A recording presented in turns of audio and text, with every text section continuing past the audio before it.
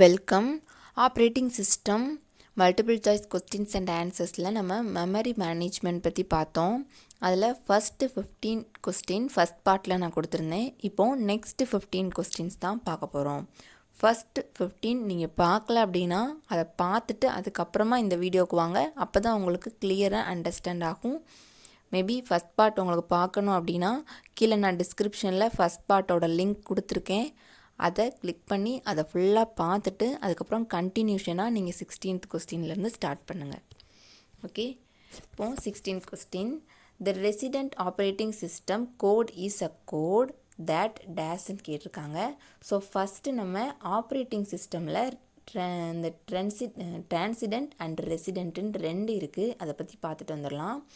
Operating system has 2 parts. ஒன்று வந்து resident, இன்னொன்று டிரான்சிடென்ட். ஓகே, இதில் இந்த டிரான்சிடென்ட் அப்படி இருக்கு இல்லையா, டிரான்சிடென்ட் அப்படின்றது வந்து part of OS not loaded into main memory. So நம்ம ரெசிடென்ட் வந்து மெயின் மெமரியில் தான் லோட் ஆகும், டிரான்சிடென்ட் மெயின் மெமரியில் லோட் ஆகாதுன்னு சொல்லியிருக்காங்க. ஸோ இந்த டிரான்சிடென்ட் அப்படின்றது வந்து பூட்டிங்கில் வந்து இருக்கும். ஓகே, நம்ம ஸ்டார்ட் பண்ணும்போது சிஸ்டத்தை ஸ்டார்ட் பண்ணுற ப்ராசஸில் இருக்கிறது தான் அந்த ஓஎஸ் தான் வந்து டிரான்சிடென்ட். Okay, it's only loaded dynamically when some of the modules are needed by another program or hardware. இப்போ resident OS always resides in a main memory. Okay, unless the computer system is turned off. Computer system turned ஆகிற வரைக்கும் okay அந்த ஸ்டேஜில் வந்து இருக்கிறது தான் யாருன்னா residence. So after its use, the transient part may be again swapped out of the main memory. அதாவது இந்த டிரான்சிடென்ட் பார்ட் வந்து மெயின் மெமரிக்கு வரவே மாட்டாங்கன்னு சொல்ல முடியாது.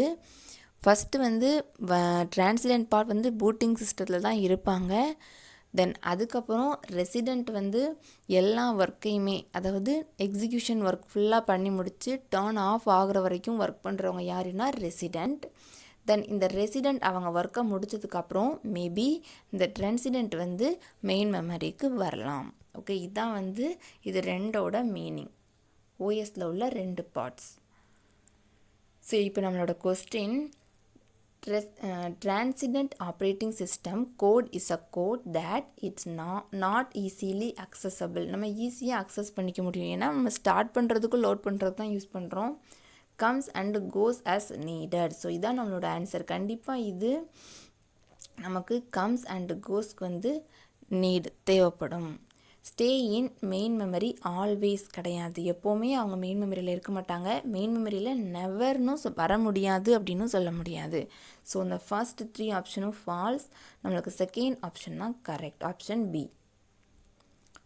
Next question, using transient code the dash size of operating system during program execution. So என்ன ஆகும் அப்படின்னா சேஞ்சஸ் தான் ஆகும், changes the size of operating system. Okay, transient code வந்து யூஸ் பண்ணும்போது, option C. Next question, when memory is divided into several fixed part partition, each partition may contain. So நம்ம என்ன பண்ணுறாங்கன்னா மெமரியை வந்து ஃபிக்ஸ்டு பார்ட்டிஷனாக டிவைட் பண்ணுறாங்களாம். அப்படி பண்ணும்போது ஒரு பார்ட்டிஷன்லையும் என்ன இருக்குன்னு கேட்குறாங்க. Exactly 1 process, at least 1 process, multiple, none. ஒரு பார்ட்டிஷன்லையும் ஒரு ப்ராசஸ் தான் இருக்கும். Exactly 1 process. இங்கே பாருங்கள், நம்ம மல்டிபிள் பார்ட்டிஷனிங் மெமரி மேனேஜ்மெண்ட்டில் 3 டைப்ஸ் இருக்குது. ஒன்று ஃபிக்ஸ்டு, தென் ஃபிக்ஸ்டுலே வேரியபிள், அடுத்து டைனமிக். இது ரெண்டுமே ஸ்டாட்டிக்கில் நடக்கும், last one dynamic. Okay, first வந்து பார்த்திங்கன்னா ஃபிக்ஸ்டு ஈக்குவல் மல்டிபிள் பார்ட்டிஷனிங்னா என்னென்னா, நான் 3க்குமே நான் எக்ஸாம்பிள் டயக்ராம் கொடுத்துருக்குறேன். ஃபஸ்ட்டு ஒன் ஃபிக்ஸ்டு பட் ஈக்குவலாக இருக்கும், ரெண்டாவதும் ஃபிக்ஸ்டு பட் வேரியபிளாக இருக்கும். இதுக்கு என்ன மீனிங்னு சொல்கிறேன் பாருங்கள். இப்போது இது ஃபிக்ஸ்டு, அதுக்கப்புறம் என்ன சொன்னேன், ஈக்குவல், அப்படி தானே. இப்போ பாருங்கள், இதை நான் வந்து 4 பார்ட்டிஷனிங்காக பிரிச்சுருக்கேன், 1 2 3 4, கரெக்டாக. ஸோ பார்த்திங்கன்னா இங்கேயும் 3 MB 3 MB 3 MB 3 MB. So 4 ப்ராசஸ்க்குமே சேம் சைஸ் வந்து ஃபிக்ஸ் பண்ணியிருக்கேன். ஸோ இது ஃபிக்ஸ்டு தான், ஆனால் சேம் சைஸ். இந்த சைஸ் வந்து மாறாது, எல்லாத்துக்குமே சேம் சைஸாக இருக்கும். இதே வேரியபிள் பார்ட்டிஷனிங்கில் நீங்கள் எடுத்துட்டிங்கன்னா அதுவும் ஃபிக்ஸ் பண்ணிடுவேன். இந்த ப்ராசஸ்க்கு இவ்வளோ தான் மெமரி சைஸ்ன்னு ஃபிக்ஸ் பண்ணுவேன், ஆனால் எல்லா ப்ராசஸ்க்கும் சேமாக ஃபிக்ஸ் பண்ண மாட்டேன். இப்போ பாருங்கள், ஃபர்ஸ்ட் ப்ராசஸ்க்கு 4 MB நான் ஃபிக்ஸ் பண்ணியிருக்கேன், செகண்டுக்கு 8, தேர்டுக்கு 8, லாஸ்ட்டு 16. ஸோ இந்த பார்ட்டிஷனிங்கோட சைஸ் வந்து வேரி ஆகுது, ஆனால் நான் ஃபிக்ஸ் பண்ணிட்டேன். ஸோ இங்கே சேம் சைஸ் இதுவுமே நான் ஃபிக்ஸ் பண்ணியிருக்கேன். டைனமிக்கலி அப்படின்னா என்ன அர்த்தம் அப்படின்னா, இதை நான் ஃபிக்ஸ் பண்ண மாட்டேன். ஓகேவா, ஃபஸ்ட்டே இந்த ப்ராசஸ்க்கு இவ்வளோ தான் மெமரின்னு நான் ஃபிக்ஸ் பண்ண மாட்டேன். ப்ரோக்ராம் ரன் ஆகிட்டு இருக்கும்போது வந்து அதுக்கு எவ்வளோ மெமரி தேவையோ அந்த மெமரியை அதுவே எடுத்துக்கும். ஸோ இதுதான் வந்து டைனமிக் பார்ட்டிஷனிங். ஸோ எந்த விதமான பார்ட்டிஷனிங்னாலுமே ஒரு பார்ட்டிஷனிங்கில் ஒரு ப்ராசஸ் தான் இருக்கும் கண்டிப்பாக. இப்போ இங்கே பார்த்தீங்கன்னா 4 கொடுத்துருக்குறேன். இந்த 4 MBலையுமே ஒரு ப்ராசஸ் தான் இருக்கணும், 8 MBலையுமே ஒரு ப்ராசஸ் இந்த மாதிரி இருக்கணும். இங்கே 3 நான் செட் பண்ணியிருக்கேன்னா இந்த ஒரு இதுலேயுமே ஒரு ப்ராசஸ் தான் இருக்கணும். நம்மளோட answer exactly 1 process. Okay, so இதான் வந்து இந்த 3 பார்ட்டிஷனிங்கும் ஞாபகம் வச்சுக்கோங்க. இது வச்சு உங்களுக்கு கொஸ்டின்ஸ் கேட்கலாம், எந்த மாதிரி இருக்கும். மேபி வந்து இந்த டயக்ராம் கொடுத்துட்டு இது எந்த பார்ட்டிஷனிங்னு கேட்கலாம். அப்படி கேட்கும்போது சேம் சைஸாக இருந்ததுன்னா நீங்கள் வந்து ஃபிக்ஸ்டு ஈக்குவல் கொடுக்கணும். இந்த மாதிரி வேரியபிள் சைஸாக இருந்ததுன்னா ஃபிக்ஸ்டு வேரியபிள் பார்ட்டிஷனிங் கொடுக்கணும். Okay, next question. In fixed size partitioning the degree of multiprogramming is bounded by. அதாவது ஃபிக்ஸ்டு சைஸ் கொடுத்துட்டாங்க, அப்போது நான் ஃபஸ்ட்டே ஃபிக்ஸ் பண்ணிடுறேன் இவ்வளோ சைஸ் தான் அப்படின்னு. அப்போ மல்டி ப்ரோக்ராமோட டிகிரிஸ் என்னன்னு கேட்குறாங்க. ஸோ நான் ஃபிக்ஸ் பண்ணும்போது என்ன பண்ணுவேன், எத்தனை பார்ட்டிஷனிங் இருக்குது அப்படின்றது தான் டிகிரி மல்டி ப்ரோக்ராமிங்கில். ஓகே, ஸோ அப்போது த நம்பர் ஆஃப் பார்ட்டிஷனிங் தான் வந்து இதோட ஆன்சர். Next question. The first fit, best fit and worst fit are strategies select. So first best worst பிட்னா என்னன்னு பார்த்துடலாம். ஃபஸ்ட்டு ஃபிட் அப்படின்றது, இப்போ ஒரு 10 ப்ராசஸ் வருதுன்னா அந்த ஃபஸ்ட்டு ப்ராசஸ் போய் ஃபஸ்ட்டு பிளேஸில் போய் சேவ் ஆகிறது, அதான் வந்து ஃபஸ்ட்டு ஃபிட். பெஸ்ட்டு ஃபிட் அப்படின்றது என்னென்னா, இப்போ அந்த ப்ராசஸோட சைஸை கால்குலேட் பண்ணி இந்த சைஸுக்கு தகுந்த மாதிரியான ஸ்பேஸ் எங்கே இருக்கோ அங்கே போய் சேவ் பண்ணுறது, அதான் வந்து பெஸ்ட்டு ஃபிட். ஒர்ஸ்ட் ஃபிட் அப்படின்றது, இந்த சில பேர் இருப்பாங்களா, எனக்கு தான் அதிகமான இடம் வேணும், ஸோ என்னோடய ப்ராசஸ் வந்து 3 MBயாக தான் இருக்கும், இருந்தாலும் இந்த இடம் தான் 8 MB இருக்குது, இதில் போய் நம்ம உட்காந்துருவோம் அப்படின்னு போய் இருக்கிறதுலே ரொம்ப அதிகமாக ஆசைப்பட்டு அதிகமான ஸ்பேஸில் போய் உட்கார்றது, சேவ் ஆகிறது தான் வந்து worst fit. So first, best and worst வந்து இதுதான். இங்கே கேட்டிருக்க கொஸ்டின், இந்த 3 ஸ்ட்ராட்டஜியுமே செலக்ட் பண்ணுறாங்க, எதுன்னு கேட்குறாங்க.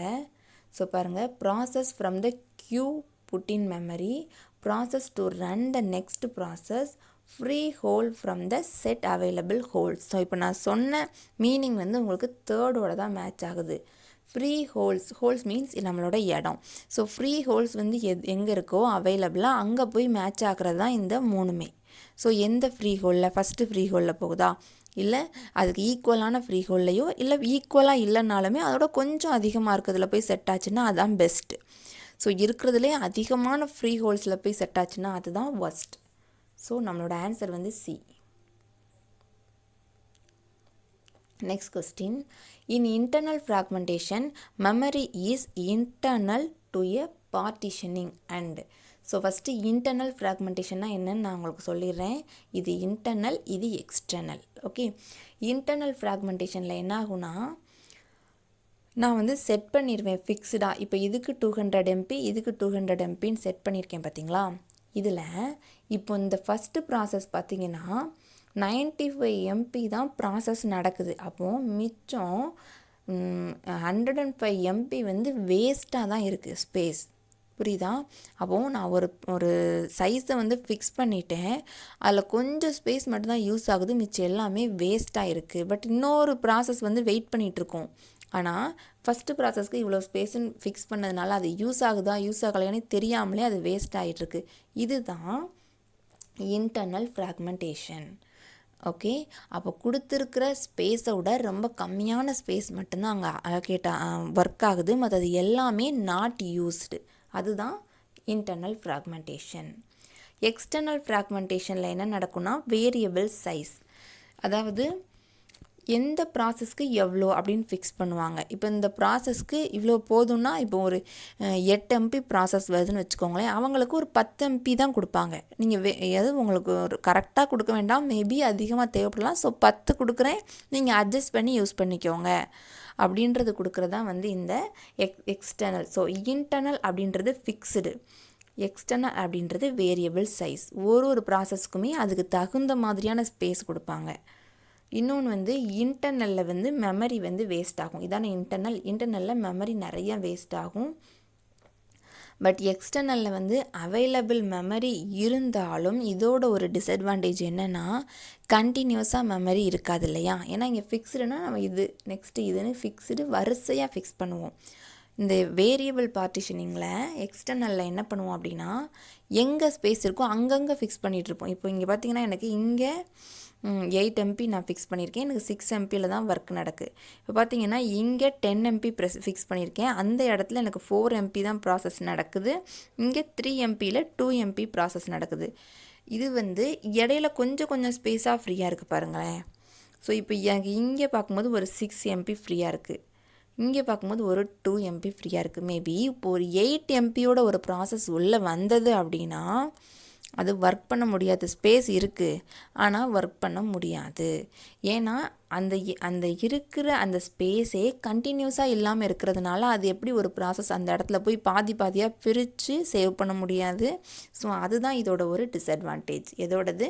எக்ஸ்டர்னலோட டிஸ்அட்வான்டேஜ். ஓகே, இங்கே கேட்டிருக்குது internal fragmentation memory is internal partitioning and is being used. இது சொல்ல முடியாது, ஃபுல்லாக யூஸ் ஆகுதா யூஸ் ஆகாது, இஸ் நாட் பீயிங் யூஸ்ட். இதுதான் நம்மளோட ஆன்சர்.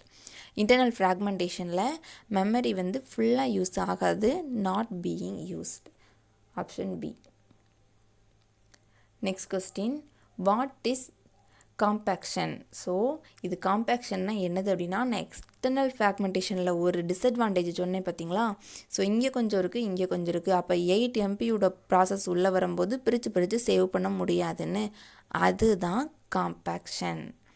ஓகே, அப்போ வாட் இஸ் காம்பேக்ஷன் அப்படின்றது என்னதுன்னா a technique for overcoming external fragmentation. இந்த எக்ஸ்டர்னல் ஃப்ராக்மெண்டேஷனில் இந்த எரர் இருக்கு இல்லையா, இதை கரெக்ட் பண்ணுறது. ஸோ அதை என்ன சொல்கிறது, இது ஒரு டிஸ்அட்வான்டேஜ். இதை நம்ம எப்படி சேஞ்ச் பண்ணால் நம்ம சேவ் பண்ண முடியும் அப்படின்றத கரெக்ட் பண்ணுறது தான் இந்த compaction. Okay, overcoming the internal fragmentation கிடையாது. Overcoming the internal fragmentation கேட்டாங்களா நம்மளோட ஆன்சர் எக்ஸ்டர்னல் ஃப்ராக்மெண்டேஷனாக இருக்கும். இந்த இன்டர்னலில் உள்ள டிஸ்அட்வான்டேஜை ஓவர் கம் பண்ணுறதுக்கு தான் எக்ஸ்டர்னல் கொண்டு வந்தாங்க. எக்ஸ்டர்னலில் உள்ள டிஸ்அட்வான்டேஜை ஓவர் கம் பண்ணுறதுக்கு தான் காம்பேக்ஷன் கொண்டு வந்தாங்க. ஓகே, இப்போ அண்டர்ஸ்டாண்ட் ஆகுதா? Option C. அந்த காம்பேக்ஷன் அப்படின்றதுக்கு தான் நீங்கள் மீனிங் கொடுத்துருக்கேன். ஏற்கனவே நான் உங்கள்கிட்ட சொன்னேன், நம்மளுக்கு ஃப்ரீ ஸ்பேஸ் நம்மளோட ப்ராசஸோட ஸ்பேஸ் 8 MB இருக்குது. ஆனால் இந்த மெமரியில் 9 MB ஸ்பேஸ் ஃப்ரீயாக இருக்குது. இங்கே ஒரு 6, இங்கே ஒரு 2, இங்கே ஒரு 1, மொத்தம் 9 MB ஃப்ரீயாக இருக்குது. அப்படி இருந்தாலும் நம்மளால் ஒர்க் பண்ண முடியலை. ஏன்? நான் கான்டிகியூஸாக இருக்கிறதுனால. அதுதான் எக்ஸ்டர்னல் ஃப்ராக்மெண்டேஷனில் உள்ள ஒரு டிஸ்அட்வான்டேஜ். அதோட சொல்யூஷன் தான் இந்த காம்பேக்ஷன். ஓகே, ஸோ இந்த காம்பேக்ஷனில் என்ன பண்ணுறாங்கன்னா டைனமிக்கலியாக கொண்டு வராங்களாம். ஸோ அதான் இந்த காம்பேக்ஷனில் உள்ள ஒரு அட்வான்டேஜ். ஓகே, ஸோ இப்போ நம்மளுக்கு இன்டர்னல், எக்ஸ்டர்னல், காம்பேக்ஷன் இது மூணுனா என்னென்னு தெரிஞ்சிருக்கணும். Next question, the solution to the problem of external fragmentation. இப்போ தான் நான் சொன்னேன் எக்ஸ்டர்னல் ஃப்ராக்மெண்டேஷனோட சொல்யூஷன் என்னது? Compaction. Next question, another solution to problem of external fragmentation. ஒன்று காம்பேக்ஷன் சொல்லிட்டோம், அனதர் சொல்யூஷன் என்னதுன்னு கேட்குறாங்க. permit the logical address space of the process to non-contiguous, அதாவது இந்த நான் கான்டிகியஸாக இல்லாமல் இருந்தது. எப்படி சொல்கிறது, இப்போ அங்கங்கே பிரித்து தானே அந்த ஸ்பேஸ் இருக்குது. அப்படி இல்லாமல் ஒரே இடத்துல எல்லா ஸ்பேஸும் எப்படியாவது அரேஞ்ச் பண்ணி கொண்டு வந்துட்டோம் அப்படின்னா அது வந்து ஒரு அட்வான்டேஜ். ஓகே, எக்ஸ்டர்னல் ஃப்ராக்மெண்டேஷனில் அதுதான் ஃபஸ்ட்டில் கொடுத்துருக்குறாங்க. ஸோ நம்மளோட ஆப்ஷன் ஏ தான் இதுக்கு கரெக்டாக இருக்கும். ஸோ ஏ தான் correct. Permit smaller process to the allocated memory, permit larger process allocated to last. அதாவது இங்கே என்ன சொல்கிறாங்க செகண்ட் தேர்ட்லனா, ஸ்மாலாக இருக்கிற ப்ராசஸை கடைசியாக கொண்டு போய் அலோகேட் பண்ணால் இது சரியாயிருன்றாங்க. அது எப்படி சரியாகும், சரியாகாது. அதே மாதிரி லார்ஜாக இருக்கிறத கொண்டு போய் லாஸ்ட்டாக சேவ் பண்ணுங்கள், அதுவும் சரியாகாது. எப்படினாலுமே நம்ம வேரியபிளாக தான் பிரித்து பண்ண போகிறோம். எப்படி பண்ணாலுமே இருக்கிற ஃப்ரீ ஸ்பேஸ் எல்லாமே நான் கான்டிகியூஸாக இல்லாமல் கண்டினியூஸாக இருந்ததுன்னா இதை நம்ம சரி பண்ணிடலாம். Answer A. Next question, if relocation is static and done at assembly or load time compaction. ஒரு நிமிஷம், அந்த காம்பேக்ஷன் எடுத்தேன் இல்லையா, அதில் ஒரு லைன் அவங்கள்ட்ட சொல்லலை. இங்கே பாருங்கள், compaction is not always possible. Okay, இது வந்து எப்போவுமே பாசிபிளாக இருக்காது. Suppose if relocation is static, இந்த ரீலொகேஷன் வந்து ஸ்டாட்டிக்காக இருந்தது அப்படின்னா அப்போ காம்பேக்ஷன் வந்து ஒர்க் ஆகாது. ஓகே, ஏன்னா ஸ்டாட்டிக்காக இருக்கும்போது கண்டிப்பாக இந்த ப்ராசஸ்க்கு இவ்வளோ தான் ஃபிக்ஸ் பண்ணிடுவாங்க. அப்போ நம்மளால் ஒன்றுமே பண்ண முடியாது. டைனமிக்காக இருந்தால் மட்டும்தான் இந்த காம்பேக்ஷனோட மெத்தட் வந்து ஒர்க் ஆகும். ஓகே, ரீலொகேஷனில் இப்போ நம்மளுக்கு என்ன கேட்டிருக்காங்கன்னா, if the relocation is static. So ஸ்டாட்டிக்காக இருக்கும்போது காம்பேக்ஷன் ஒர்க் ஆகுமா ஆகாதான்னு கேட்டிருக்காங்க. நம்மளோட ஆன்சர் என்னது, ஒர்க் ஆகாது. So cannot be done. Answer A. Okay, next question, days is generally faster than days and days. நம்ம ஃபஸ்ட்டு பெஸ்ட்டு ஒஸ்ட்டு 3 பிட் பார்த்தோம். இதில் எது வந்து ஃபாஸ்ட்டாக இருக்கும்? இப்போ நீங்களே யோசிங்களேன்.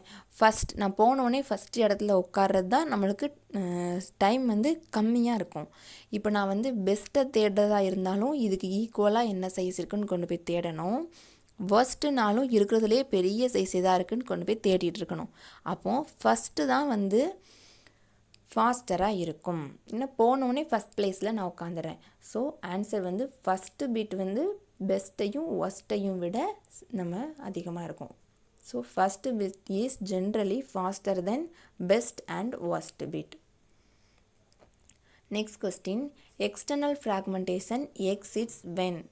ஸோ எக்ஸ்டர்னல் ஃப்ராக்மெண்டேஷன் வந்து எதை எக்ஸிட் பண்ணணுன்னு கேட்குறாங்க. பார்த்தீங்கன்னா option A, NF total number of exits is satisfy the request but it is not contiguous. So not contiguous இருந்ததுன்னா அதுதான் external fragmentation. Next question, external fragmentation will not occur when. external fragmentation வந்து இதில் ஏதோ ஒன்று கொடுத்தா occur ஆகாதுன்னு கொடுக்குறாங்க. First best worst, அதாவது இந்த ஃபஸ்ட்டு பெஸ்ட்டு ஒஸ்ட்டு இதில் எப்படி போய் நான் சேவ் பண்ணாலும் எக்ஸ்டர்னல் ஃப்ராக்மெண்டேஷன் வந்து அக்கறாக தான் செய்யும். ஓகேவா, வேரியபிள் பார்ட்டிஷனிங்கில். ஸோ இந்த no matter which algorithm is used it will always occur, கண்டிப்பாக அக்கர் ஆகும். இதில் என்ன யூஸ் பண்ணாலும் சரிதான். Next question, sometimes the overhead of keeping track of the hole might be. Sometimes வந்து overhead of the keep tracking of hole might எப்படி இருக்குன்னு கேட்டிங்கன்னா larger than the whole itself. அதாவது நம்ம கொடுத்துருக்கிற ஹோலை விட மெமரி ஸ்பேஸ் வந்து ஜாஸ்தியாக இருக்கும் அப்படின்னு கொடுத்துருக்காங்க. Larger than the whole itself, option B. Next question, when the memory allocated to a process is slightly larger than the process then. So இது வந்து என்னது, இன்டர்னல் ஃப்ராக்மெண்டேஷன். இன்டர்னல் ஃப்ராக்மெண்டேஷனில் தான் நம்ம ப்ராசஸ் சைஸ் வந்து மெமரி சைஸோட ரொம்ப சின்னதாக இருக்குது, waste of memory வந்து அதிகமாக இருக்கும். So option A, internal fragmentation. So இதான் வந்து இன்டர்னல் ஃப்ராக்மெண்டேஷனுக்குள்ள டயக்ராம். பாருங்கள், மெமரி ஸ்பேஸ் வந்து இது ஃபுல்லாக இருந்தாலும் இந்த ரெட் லைன் கொடுத்துருக்கேன் பார்த்தீங்களா, அதுதான் ப்ராசஸ். அப்போ பிளாக் லைன் எல்லாமே நம்மளுக்கு வேஸ்ட் ஆஃப் த மெமரியாக இருக்குது, இன்டர்னல் ஃப்ராக்மெண்டேஷன். ஓகே, ஓகே, டோட்டலாக நான் உங்களுக்கு இதில் 15 கொஸ்டின்ஸ் கொடுத்துருக்கேன். ஃபர்ஸ்ட் பார்ட்டில் ஒரு 15 கொஸ்டின் அண்ட் செகண்ட் பார்ட்டில் ஒரு 15 கொஸ்டின், டோட்டலாக 30 கொஸ்டின் வந்து மெமரி அலோகேஷன் பேஸில் வந்து உங்களுக்கு கொடுத்துருக்குறேன். ஓகே, ஸோ இந்த வீடியோ உங்களுக்கு பிடிச்சிருந்ததுன்னா லைக் கொடுங்க. தேங்க்யூ.